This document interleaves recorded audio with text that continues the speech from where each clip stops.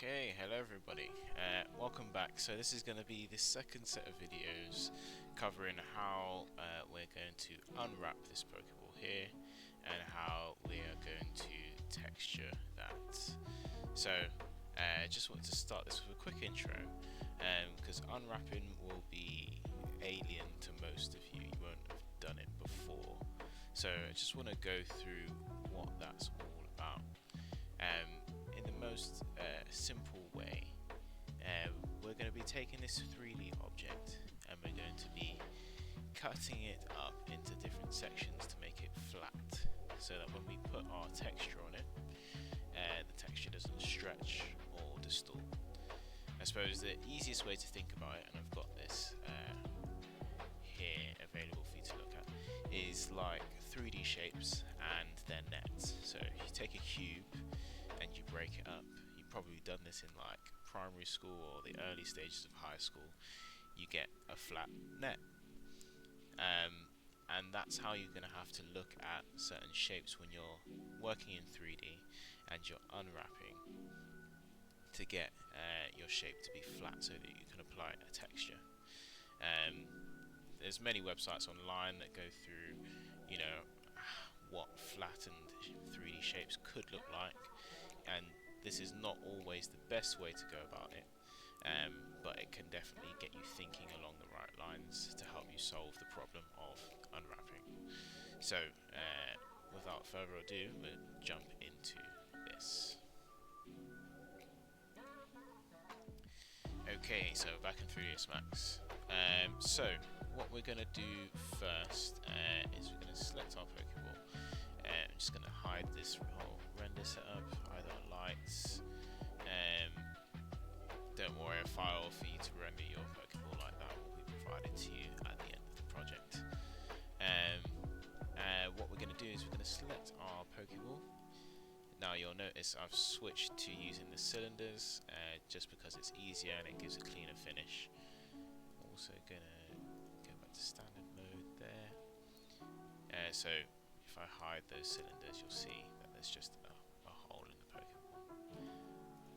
So to unwrap our Pokeball, you want to select your Pokeball, go over to your modifier list over here, click there, and you want to search for unwrap UVW. There'll be a lot of unwrap options, but this is the one that you want.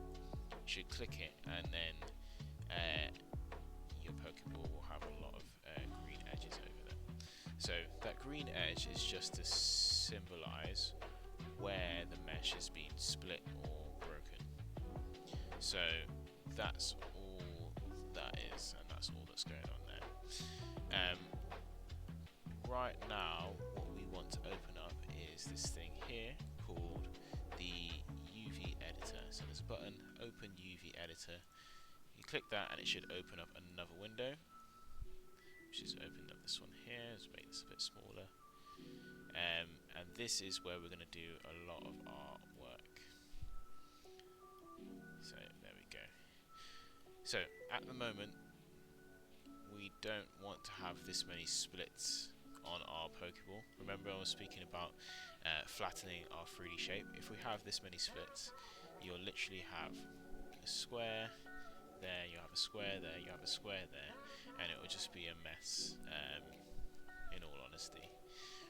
What we would like to do to begin is we want to select this whole Pokeball, and just to get rid of all of these automatic breaks, we are going to click quick planar map. So it's just underneath tweak and view. Click that, and it just does kind of a projection, a planar projection on the sphere to get rid of all of those breaks. And then from here we can start to split up our model. So I'll show. So once we've got rid of all of those breaks, what we want to do is we want to select our edge tool, and then we're going to start to use this to select the edges that we do want to split up and break apart. And the reason we're doing this is to, again, take our 3D shape and flatten it so that we can texture it without any issues. So I've got my edge selection tool selected. Now we want to turn off this select by element, because if we keep it on, you'll end up selecting all the edges on the sphere, and we don't want to do that. So we can turn this off so that we can start to select individual edges, or double click to select a loop of edges. Now this edge that I've selected in the middle is not where we want to select first actually. First thing we want to do is we want to split this into the colours we've got. So if you look at a Pokeball, the top hemisphere, or the top half of the sphere, will be red for a traditional Pokeball. This middle section will be black, and this bottom section will be white. So what we're going to do is we're going to split off this middle section, and naturally that will split the top section and the bottom section off as well.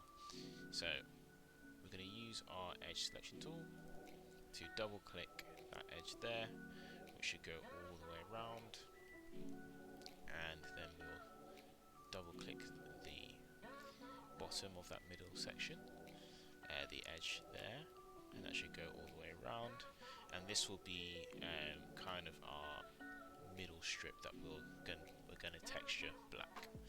So we want the circle to be separate, so we've got a bit more control over where we place that. So let's select these edges here just to cut that strip off. Now to break this off into its own UV island, so that's what we're doing. We're taking a 3D shape and we're flattening it, and we're selecting edges to split it apart and break it off.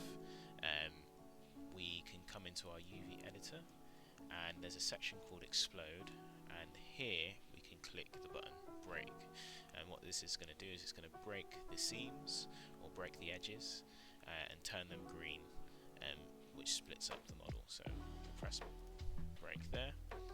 When it's selected it will be pink, when it's not selected it will be green, and so that's separated our middle strip.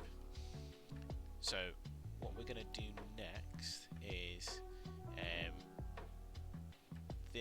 you'll notice this middle circle for the middle section that we're going to texture black is already broken off, because there is no middle part to unwrap, because we've used cylinders in the place of our buttons that you might have done in the Word document tutorial.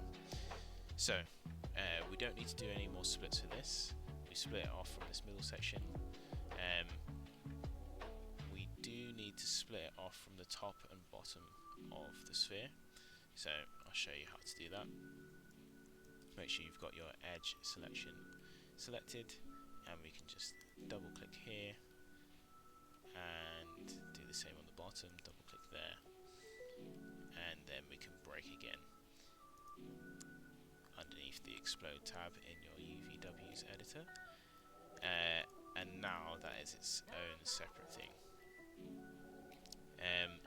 The only other thing I'm going to get you to break is we're going to split this whole sphere in half, simply because even though you split this top half of the sphere, so this section at the top, even though you split that into its own thing, it would be better for you to split that into half again, so that it can be even more flat.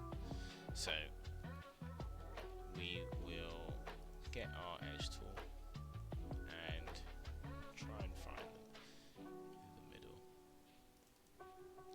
something like that, and we'll make sure we do it on the other side. Now the reason I'm not doing it straight down the middle at the front is because usually when texturing 3D models, we try our best to hide the seams. So the seams are these green lines where we've broken our model. Sometimes it can be visible to the player's eye where a seam is, and it can show texture errors or just a slight line that is really visible, and it can break the player immersion within a game. So we try our best to put them out of sight to avoid those problems. We won't have that problem with a model as simple as this, but I thought I'd mention that anyway. So we're splitting these hemispheres in half. I don't think we need to split the middle section, but we'll leave it split for now.